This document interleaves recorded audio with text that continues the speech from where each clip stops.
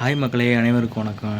இப்போ நம்ம எங்கே இருக்கோம்னு பார்த்தீங்கன்னா, நம்ம நாகப்பட்டினம் டிஸ்ட்ரிக் வடக்கு பகுதியில் அருள்மிகு கோரக்க சித்தர் கோயிலில் தான் நம்ம இருக்கிறோம். கோரக்க சித்தர்களில் பல வகையான சித்தர்கள் இருக்காங்க. இது வந்து கோரக்க சித்தர் ஜீவ சமாதி, அதாவது சித்தர் வந்து இங்கே வந்து இதான இடம்னு சொல்லுவாங்க. ஸோ வந்து அங்கே தான் நம்ம இருக்கோம். இந்த கோயிலோட வந்து பெருமை என்னென்னா வந்து பல ஊர்லேருந்து கண்டிப்பாக வந்து இந்த சாமியை தரிசிக்க வருவாங்க. அது இல்லாமல் வந்து நன்கொடை கொடுக்குறது, இந்த கண்டிப்பாக இங்கே நீங்கள் வந்து வியாழக்கிழமை வந்து சாமி கும்பிட்டிங்கன்னா உங்களுக்கு வந்து நல்லது கண்டிப்பாக நடக்கும்.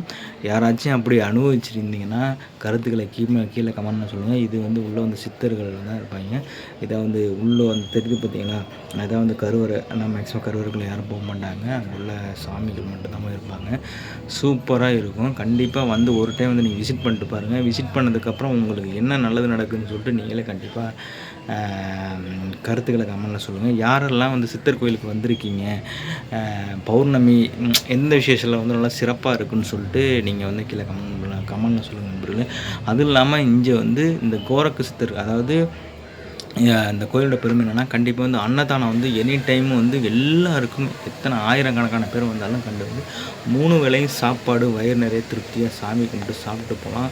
உள்ளே இருக்கிற இடம் வந்து பார்த்திங்கன்னா எவ்வளோ ஒரு பெரிய ஒரு பிளேஸ்ன்னு பாருங்கள். அழகாக வந்து சாப்பிட்டு நீட்டாக தூங்கலாம், ஸ்டே பண்ணலாம், எந்த ஒரு பிரச்சனையும் இருக்காது. இங்கே பாருங்களேன், கியூ கட்டி நிற்கிறாங்க பாருங்கள் சாப்பிட்றதுக்குன்னு சொல்லிட்டு.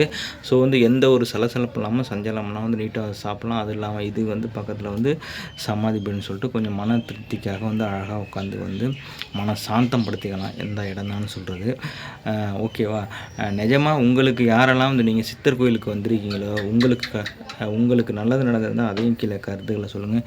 கண்டிப்பாக வந்து நீங்கள் இந்த கோயிலுக்கு வந்தீங்கன்னா உங்களோட எல்லாம் இருக்கிற பிரச்சனையெல்லாம் கண்டிப்பாக சாந்தமாயிடும். வியாழக்கிழமை 3 வியாழனும் 5 வியாழனும் சொல்லுவாங்க. கண்டிப்பாக வந்தீங்கன்னா நல்லது கண்டிப்பாக நடக்கும். அது இல்லாமல் பல ஊர்கள்லேருந்து இங்கே வந்து நன்கொடை கொடுப்பாங்க. அதாவது அன்னதானம், யாரெல்லாம் கண்டிப்பாக வந்து அன்னதானம் பண்ணணும்னு நினைக்கிறீங்களோ இங்கே வந்து இவங்க உள்ள வந்து ட்ரஸ்ட்டு, அதாவது இந்த கோயிலோட நிர்வாகிகிட்ட வந்து கேட்டு நீங்கள் வந்து அன்னதானமும் பண்ணலாம்.